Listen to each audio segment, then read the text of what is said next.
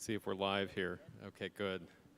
So I want to make sure to leave a few minutes for audience questions, so it's not just me quizzing the panel here. But I did have a few questions for our panelists, focusing on the themes of promoting network resilience and security, streamlining of permitting processes, and cable protection more generally. So my first question is for you, Eileen, regarding cable protection measures. You had referenced the fact that although Singapore has a robust legal regime for protection of terrestrial networks, that for subsea networks it's largely left to civil lawsuits or claims against insurers for cable damage. Do you see that there's less of a deterrence effect, or is it an inability actually to have jurisdiction over a vessel that's departing port that drives that disparity between the networks? Thanks for that question, Ken. It's true that for subsea cables, the issue of jurisdiction is one that we do consider quite carefully, because unlike the territorial cables where the perpetrators can't go anywhere, they're on land. In the ocean, because we have already buried the cables, so some of the administrative actions or legal actions that we take, we can take it through the Maritime Act, the MPA Act. But beyond which, it's really for cable cuts that takes place beyond Singapore shores. That's where the challenge starts, where the civil suits will have to take its course, because the jurisdictional reach is going to be more difficult. So for IMDA, the focus is really on protecting the cables. So a lot of emphasis to put the activities up front to protect cables, rather than what do we do when cables are cut, even though that's important. But that's the challenge that we face today. Yeah. Great, thank you for that, because I know that there's been a lot of focus. The principal treaty that we have governing cable damage measures dates from 1888. I know in the United States, the penalties for cable damage have not been updated since the laws were adopted in the 1880s. So in our modern information economy, those penalties have zero deterrence effect. But very interesting, given the focus on cable protection. Of course, Singapore is more sophisticated than most governments about that.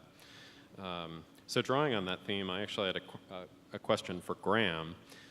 Following on his comments about the ICPC and other industry cable protection initiatives, about what can be done to enhance cable awareness with other seabed users and marine activities that are in contact with the seabed. Thank you, Kent.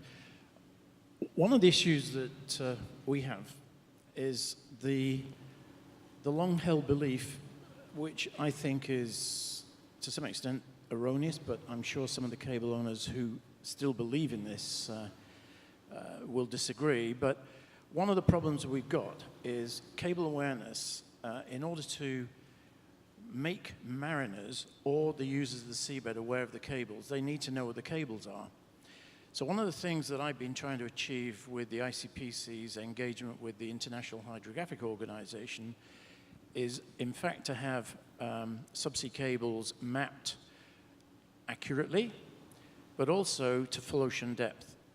Currently, also actually to have whatever standards that are finally developed, to actually have those standards applied uniformly with all hydrographic offices around the world, because at the moment they are not. I have some dialogue with a subgroup of the IHO called the Interregional Coordination Committee, which happens to be chaired by my friend here in Singapore, the chief hydrographer. One of the problems, so the IHO actually, through our MOU with the IHO, they have been extremely open to having cables charted more accurately and universally across the planet on all nautical publications. What we have achieved currently is, earlier this year, we actually made a big step forward, because we've managed now to have the IHO have a new, it's called a text box, but basically this text box is a It's basically a warning to mariners that's going to be included on all nautical charts going forward, all notices to mariners and all sailing instructions that submarine cables, where they are charted, it is actually an offense punishable by, actually can be punishable by criminal penalties if a mariner, with the sole exception of trying to save life at sea, entangles with a submarine cable. And they are encouraged to actually remove the fishing gear or the anchor from the entangled cable, and they can in fact claim compensation for that with the cable owner. So one of the problems that we've got is there are many people on the ICPC who are cable owners, I would call them the traditionalists, who actually say they don't want submarine cables charted, because if a submarine cable is charted, it means that somebody who wishes that cable harm, for example, terrorists, they can actually target that cable actually and break it. But I think actually there are far easier ways of damaging cables by a terrorist than actually trying to dig it up from the continental shelf. So what I'm trying to do is convince cable owners that they actually should release the cable data. The IHO is more than willing to actually incorporate it, and they've even created in their new digital platform what they call a product name for submarine cables. So I'm working on that, and that will, I think, will enhance cable awareness. But just another thing on cable awareness. The first time I saw anything to do with cable awareness was when I was actually doing the desktop study for the original APCN cable, and I was in Korea. And in Korea, they have long had cable awareness charts for the fishermen. And all these cables are properly charted, and if any fisherman damages a cable through whatever means, they're in trouble. So, sorry, I've gone on a bit long again. Not a problem at all. Thank you for that, Graham. A never-ending challenge for the industry with cable awareness. I have a question that I'd like to pose both to Hugh and to Eileen with respect to promotion of more resilient networks.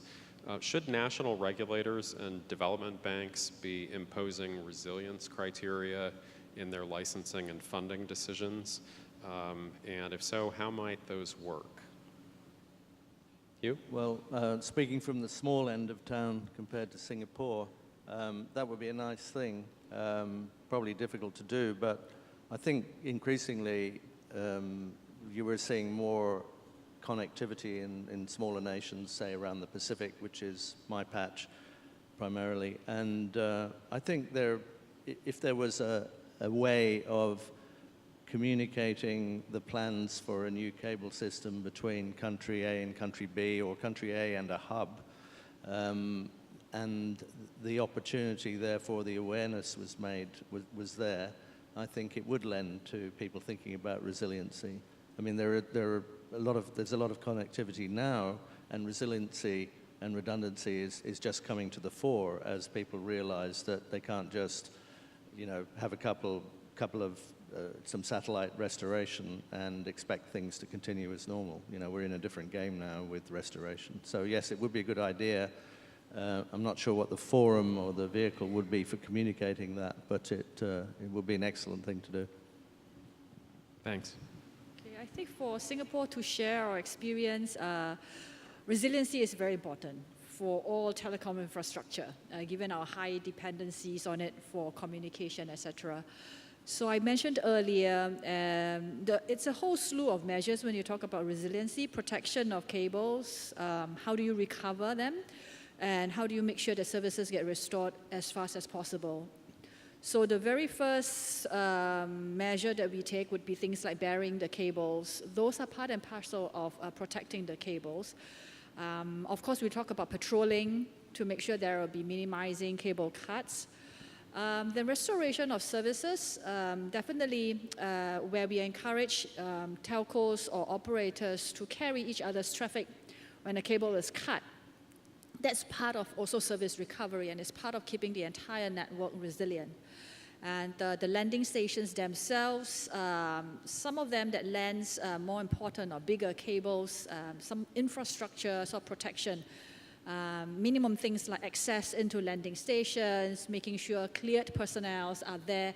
I think these are basic hygiene that we need to put in.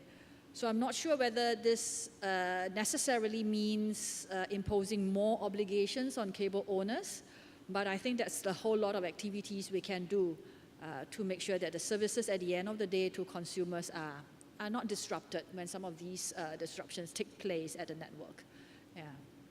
Great, thank you for that, Eileen. We would love to enlist the IMDA in doing government outreach around the world, given its sophistication about submarine cable issues, because sadly, many governments are not paying attention to any of those particular elements you just outlined.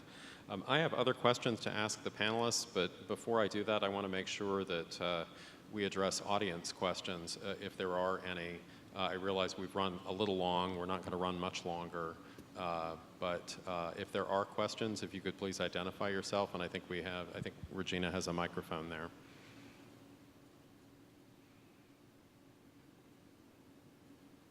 Questions? And I actually have a question if there aren't any, because I did want to ask this one of Graham, if I may. If I was writing a specification for a marine survey today, what do you suggest I should include that I wouldn't have included last year or 2 years ago? That's actually quite a difficult question. Free consultants. What we're trying to do, actually, what we're trying to do as the ICPC is actually I've tried for 3 years actually to get this out, and that is a recommendation for minimum standards for marine surveys, because there's actually a lot of misconceptions about what is possible and what is not possible. I might use this as a platform for one of my little pet peeves. And we very often see a requirement, for example, I think it does somewhat address your question. For example, object definition and object resolution, and we use side-scan sonar typically for this. Now, what the people who put these in it's very easy to write it in a specification, but what they don't quite realize is the implications of what they're asking for. So, for example, there is one specification out there that talks about the identification and resolution of a half square meter cubed object on the seabed. So, half square meter cubed object on the seabed can do some damage to a plow, for example. So I understand why they need to be identified. However, very often we're talking about burial depths of, let's say, 1,500 meters. And what whoever specifies these issues don't realize is, A, are they prepared to pay for the cost of this? Because the actual resolution is related to the speed of the vessel, the actual range you've got on that particular instrument, and the altitude of that instrument above the seabed. And I can tell you, and anybody in this room, I don't know whether I've got my Fugro colleagues here, good old you, Renee, I hope you back me up here, is actually, you may, if the client is prepared to pay for this, because you then have to close down the line spacing, because we're also now seeing that in water depths of 1,500 meters, people are asking for 1,500 meter wide or even 2 kilometer wide survey corridors. So if you're using a range setting of, say, on a site, some of this may be of no interest whatsoever, but I can tell you for me, it is of interest. If you're trying to use a range setting of, let's say, 125 meters, and you're also requiring overlap of this equipment, the overlap of data, so that you can verify the data you collect on one pass with a data you collect on a reciprocal pass, that means that if you want a 2,500 meter wide corridor, you have to run many, many lines. Let's say you need to run 25 lines. Now, if somebody, I don't mind doing it because it increases my revenue, but I don't believe that, that any of the owners out here who are writing these specs actually will be prepared to pay for that. And even if you did pay for that, you may identify and resolve the object, but then you need to know where it is from a geographic perspective. Where is it in its geo-reference framework? Because you're then relying on a particular type of positioning accuracy. We use acoustic positioning, and there is a percentage accuracy with increasing range. So if you're dealing with something at 1,500 meter water depth, you've typically got 4.5 kilometers of tow cable out behind your vessel. Now, anticipating what Rennie may say, you could use an autonomous underwater vehicle because you can fly the autonomous underwater vehicle very close to the seabed. You get phenomenal resolution. However, in order to comply with the minimum standards of ICPC, which is 3 times water depth coverage, you are again going to have to run many, many lines, and although the line turns of an AUV will be much shorter than a towed system, I'm not sure that anybody's prepared to pay that. I wish they would, because again, we get increased turnover. So what else would I do? Are you getting bored? What else would I do? Graham, sorry, I didn't focus the question tightly enough. In view of these regulations, increasing regulations, the new jurisdictions that are affecting seabed outside of national boundaries, is there something that we should be putting in specifications that would ensure that we're not going to get a surprise, you know, when we start trying? Well, that comes down to a regulatory issue, so it's before the survey. So it's actually, so we are addressing that with the BBNJ issue. Most of these concerns are related to environmental issues. So I think the most important thing we need to be able to do is to actually demonstrate the benign nature, of submarine cables, and also the benign nature of actually the surveying of the actual survey process. So if we're talking about areas beyond national jurisdiction, we're talking usually deep water surveys, and if we're using deep water surveys, we're using usually a single line of multi-beam echo sounder data. So there is a concern that the environmental threshold of, the actual biological environmental threshold that could distress a marine mammal or a fish or some other sea creature falls actually at a level where the acoustic output from the equipment we're using could cause them distress. What we have to be able to do is demonstrate that that is not the case. So that is something ahead of the survey, not during the survey. Thank you, gentlemen. I am afraid that we have run out of time, so if you would please join me in thanking first our panelists here, and also from Terrapin, Regina Coe, for helping us to put together a great program today.